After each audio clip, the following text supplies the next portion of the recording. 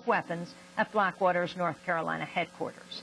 The defendants include former Blackwater President Gary Jackson and former Blackwater Counsel Andrew Howell. And those are some of the headlines. This is Democracy Now!, democracynow.org, the War and Peace Report. We're broadcasting live from just outside Cochabamba, Bolivia. I'm Amy Goodman.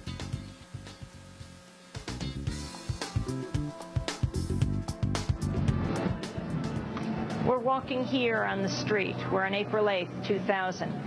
Victor Hugo Daza, a 17-year-old Bolivian teenager who lived here in Cochabamba, was gunned down by the Bolivian military.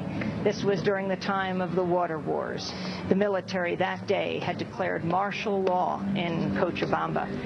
Ultimately, it was the military, it was the state that was forced to back down and rescind the contract that they had signed with the San Francisco-based Bechtel Corporation that was privatizing the water of the people of Cochabamba. Water wars. 10 years ago this month, the Bolivian city of Cochabamba was at the center of an epic fight over one of the city's most vital natural resources, its own water. The water wars occurred just months after the Battle of Seattle. The uprising against Bechtel on the streets of Cochabamba was seen as the embodiment of the international struggle against corporate globalization. Over the past week, water activists from around the world have gathered here in Cochabamba to mark the 10th anniversary of the water wars. Meanwhile, thousands of climate justice activists have begun arriving here in Bolivia for the World People's Summit on Climate Change and Rights of Mother Earth. Bolivian President Evo Morales called for the gathering to give the poor and the global south an opportunity to respond to the failed climate talks in Copenhagen. The global summit kicks off today here in the Bolivian town of Tiquipaya, just outside Cochabamba. We'll be broadcasting here at the site of the summit throughout the week, right through Earth Day. But we begin today's broadcast with Jim Schultz. He's the founder of the Democracy Center. It's based in Cochabamba. He's co-editor of the book Dignity and Defiance, Stories from Bolivia's Challenge to Globalization. He runs a blog about Bolivia at the Democracy Center website, democracyctr.org. Jim Schultz, welcome to Democracy Now!, although I'm welcoming you to your city.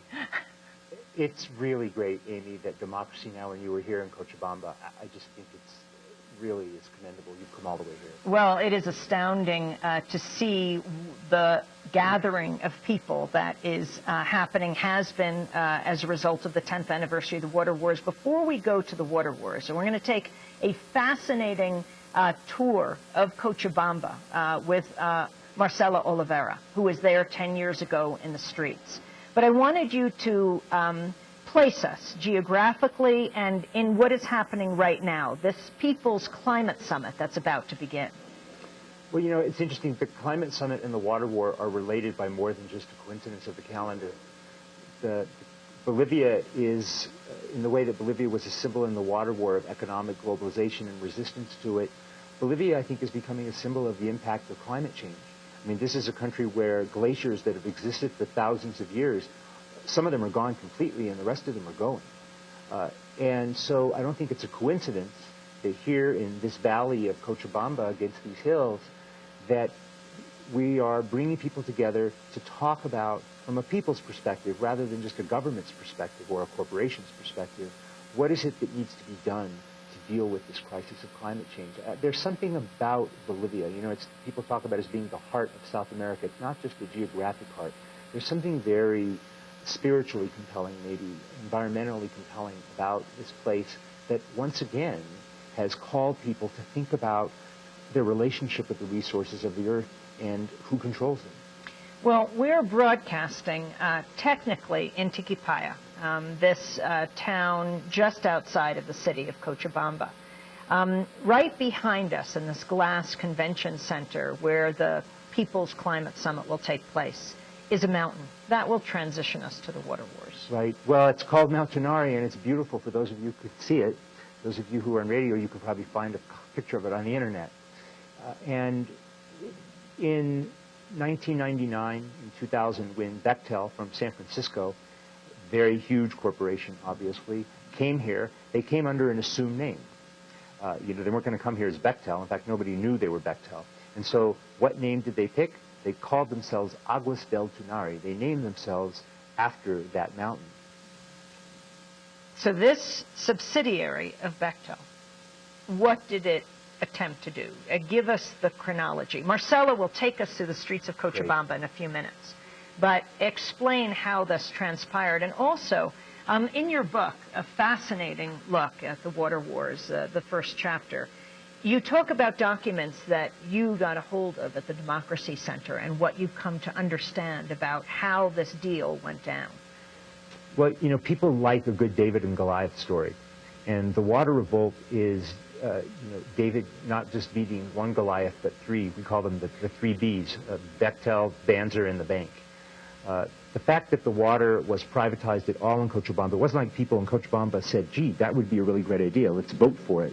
I mean, it was done completely behind closed doors when the World Bank coerced the government of Bolivia in 1997. The World Bank said to the government of Bolivia, thou shalt privatize thy water in Cochabamba, or we're cutting off aid for water development, which is really crucial in a city like Cochabamba where you have a growing population and a lot of need for infrastructure.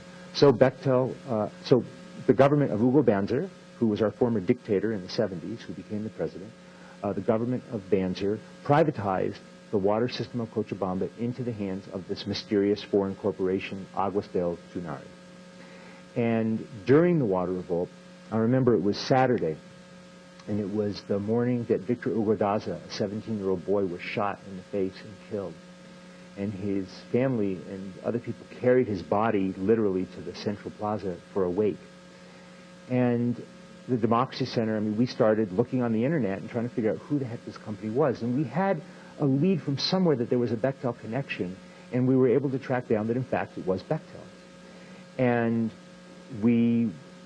a reader of mine actually was able to get us the personal email address of Riley Bechtel, the CEO, and we were able to get thousands of people in the United States to bombard him with emails.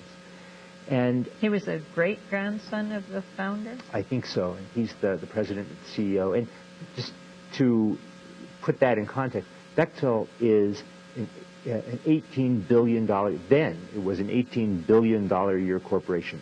Bechtel of San Francisco built Hoover Dam, built BART, built that great big dig project in Boston that's worth